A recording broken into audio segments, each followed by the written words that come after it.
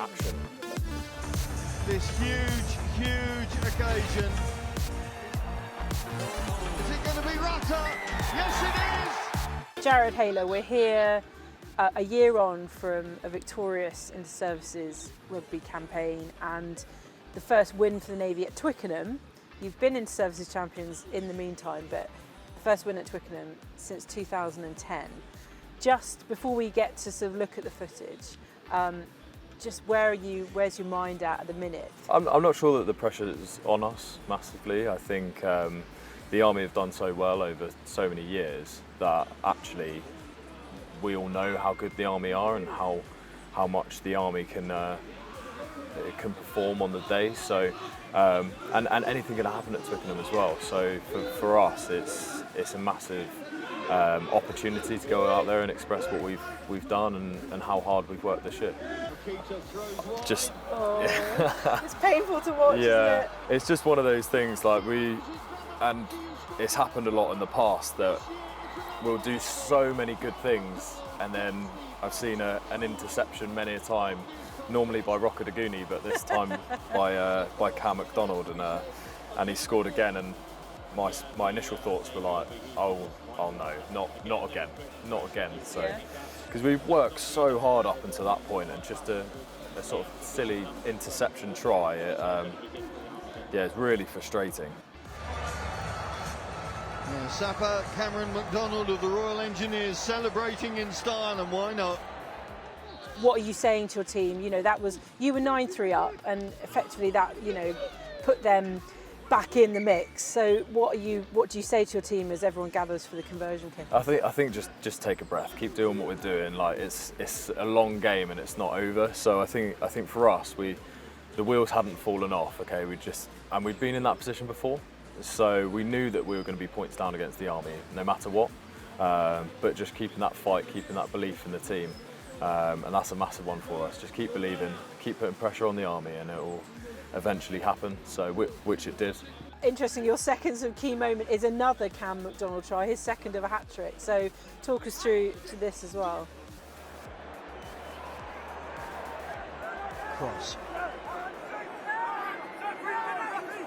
Provides the ball for his team to drive. Yeah, I think it's one of those things. We've competed heavily in the maul, and we're working really hard, and it's just an easy first phase score. I think, unfortunately for us, I sort of look up from that maul and I'm back under the sticks again, and exactly the same thing is the wheels haven't fallen off. Okay, it's one interception. Okay, one first phase try. Okay, but we're going to have to work hard now, lads, because we've given them two easy tries really. This game especially is all about control, and we were definitely not in control at this point, because it was very frustrating because we sort of, like I say, get up from that maul and they're under the post. So it's right, we need to go again. Next score needs to be us really. Ball comes loose. Jarrard Hayler weighing things up. The ball is out to Rudder. God has Ramakita. God steps back. Rudder is available. Ball is out there. Ramakita from Villa to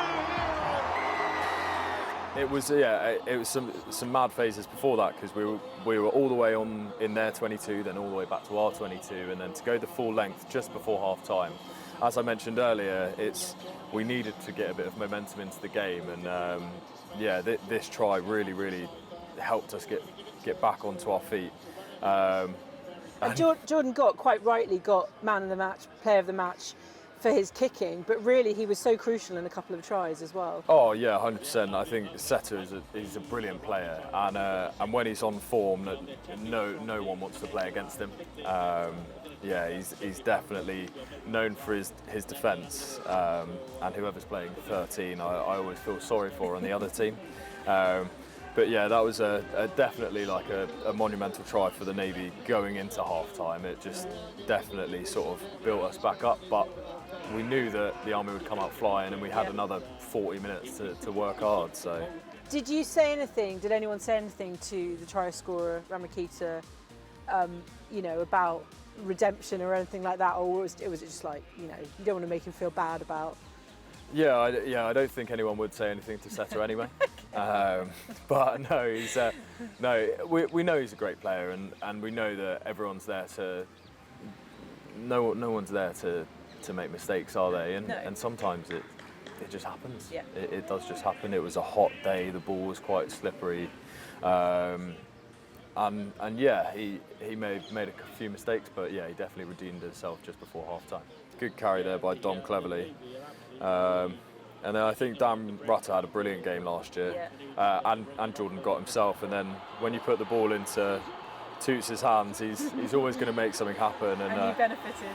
Yeah, definitely. I just sort of played off the coattails of Toots and reaped the rewards. And I think to get over the line at Twickenham is great for anyone there. And it was lucky that I was there, and I was absolutely over the moon with that one. I think we still knew that we had a lot to do to kill the game off, and if anyone could do it, the Army would be able to pull that score back. So I think, it was right, lads, don't get too excited now. Let's work really hard and just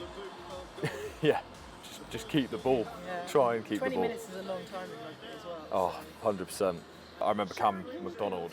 Cam or Mike? No, Mikey McDonald, sorry, yeah. So I remember, Mikey has come on at scrum half at this point, and he was just chatting to me and he said, "Congratulations, mate, you've won." And I said, "We haven't won anything yet. I know what you boys can do."